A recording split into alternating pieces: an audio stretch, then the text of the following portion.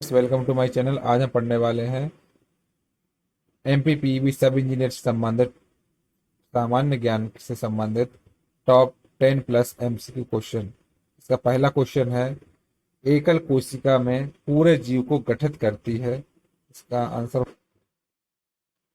Chlamydomonas. एकल कोशिका Chlamydomonas में पूरे जीवन को गठित करती है। डिस्क्रिप्शन है इसका, एकल कोशिका क्लेमाइडोमोनास में पूरे जीव को गठित करती है। क्लेमाइडोमोनास हरी शैवाल की एक जीनस है जिसमें लगभग 150 प्रजातियां शामिल हैं। सभी एक कोशिकीय ध्वजवाहक स्थिर पानी में और नम मिट्टी पर मीठे पानी, समुद्री जल और यहाँ तक कि बर्फ शैवाल के रूप में पाए जाते हैं।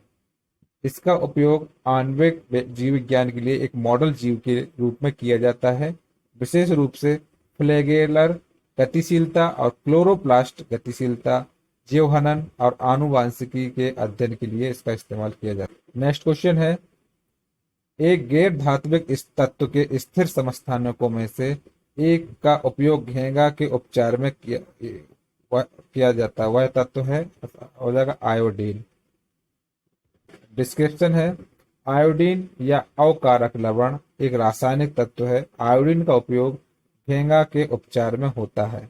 आयोडीन हमारे आहार के प्रमुख पोषक तत्वों में से है और इसकी कमी से दिमाग और शरीर के विकास से जुड़ी कई बीमारियां होती हैं। आयोडीन की कमी से बच्चों का बौद्धिक स्तर 10 से 15% तक कम हो सकता है।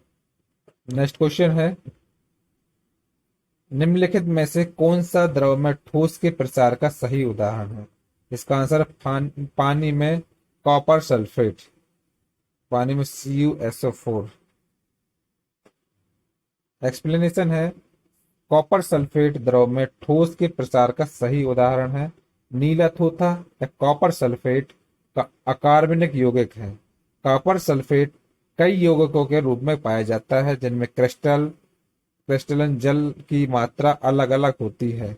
इसका सूखा क्रिस्टल सफेद या हल्के पीले रंग का कॉपर का सबसे अधिक पाया जाने वाला यौगिक है। इसका उपयोग विद्युत लेपन में किया जाता है। नेक्स्ट क्वेश्चन है, निम्नलिखित में से कौन सा जीव प्रोटिस्टा जगत से संबंधित नहीं है? इसका आंसर अमीबा।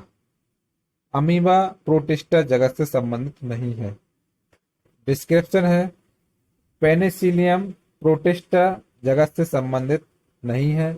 पेनिसिलियम एक साधारण फफूंद है। यह एक प्रकार का कवक श्रेणी का मृतजीवी वनस्पति है। इसे नीली हरी फफूंद भी कहा जाता है। प्रोटिस्टा जगत में जल में रहने वाले एक कोशिकीय यूनिसेल्युलर सुकेंद्रीय यूकेरियोटिक सूक्ष्म आते हैं। ये तरह तरह के जीव वर्गों को प्रदर्शित करते हैं।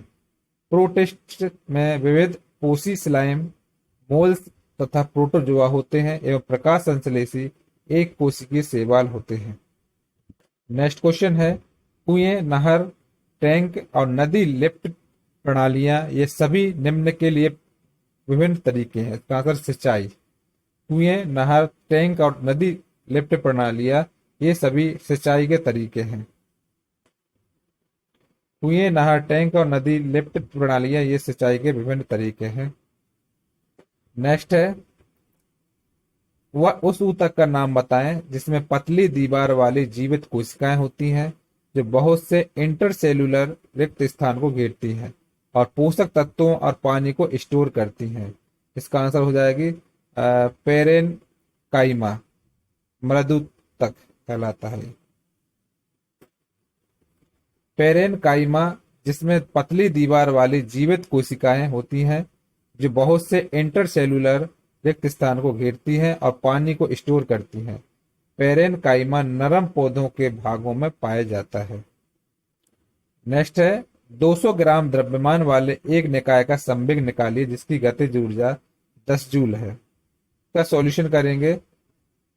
P इक्वल टू होता है mv, मास दिया है 200 ग्राम, v दिया है 10 जूल, तो P equal to m into V होता है तो 200 इंटू 10 हो जाएगा, मतलब 2000 हो जाएगा। इसका मतलब 2 किलोग्राम पर सेकंड इसका संवेग आएगा। संवेग इसका कितना आ जाएगा, 2 किलोग्राम पर सेकेंड। अगला क्वेश्चन है, न्यूटन के गति के प्रथम नियम को यह भी कहा जाता है, क्या कहा जाता है, जड़त्व का नियम भी कहा जाता है। न्यूटन के गति के प्रथम नियम को जड़त्व का नियम भी कहा जाता है। डिस्क्रिप्शन है, न्यूटन के गति के प्रथम नियम को जड़त्व का नियम कहा जाता है। न्यूटन का प्रथम नियम पदार्थ के एक अप्राकृतिक प्राकृतिक गुण जड़त्व को परिभाषित करता है, अर्थात जो वस्तु ब्रह्मावस्था अथवा एक समान व्यवस्था में तक रहती है जब तक उसे किसी बाह्य बल द्वारा अवस्था में बदलाव के लिए प्रेरित नहीं किया जा सकता। यह नियम प्रत्यक्ष रूप से जड़त्वीय निर्देश तंत्र तथा बल को भी परिभाषित करता है। इसके कारण न्यूटन द्वारा इस नियम को प्रथम बार रखा गया था। दो वस्तुओं के बीच गुरुत्वाकर्षण बल किस पर निर्भर करता है, इसका आंसर है उनके द्रव्यमानों का गुणनफल पर। दो वस्तुओं के बीच गुरुत्वाकर्षण बल उनके द्रव्यमानों के गुणनफल पर निर्भर करता है। दो वस्तुओं के बीच गुरुत्वाकर्षण बल उनके द्रव्यमानों के गुणनफल पर निर्भर करता है। यह वस्तुओं के बीच की दूरी के वर्ग के व्युत्क्रमानुपाती होता है। फार्मूला होता है F=G(m1m2) अपॉन d स्क्वायर, जहां पर F होता है आकर्षण बल, G होता है नियतांक सार्वत्रिक गुरुत्वाकर्षण नियतांक और d होता है वस्तुओं के बीच की दूरी। अगला क्वेश्चन है, एक निकाय का वेग निम्न द्वारा परिवर्तित नहीं किया जा सकता, किसके द्वारा, निकाय के आकार को बदलकर निकाय का वेग को परिवर्तित नहीं किया जा सकता। नेक्स्ट क्वेश्चन है, एक बीमार व्यक्ति से संक्रामक एजेंटों को संभावित मेजबान के रूप में ले जाने वाले जीवों को क्या कहा जाता है, आंसर हो जाएगा वाहक, वेक्टर्स।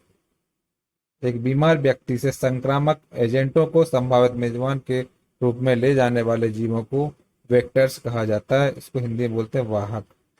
डिस्क्रिप्शन है, एक बीमार व्यक्ति से संक्रामक एजेंटों को संभावित मेजबान के रूप में ले जाने वाले जीवों को वाहक कहा जाता है।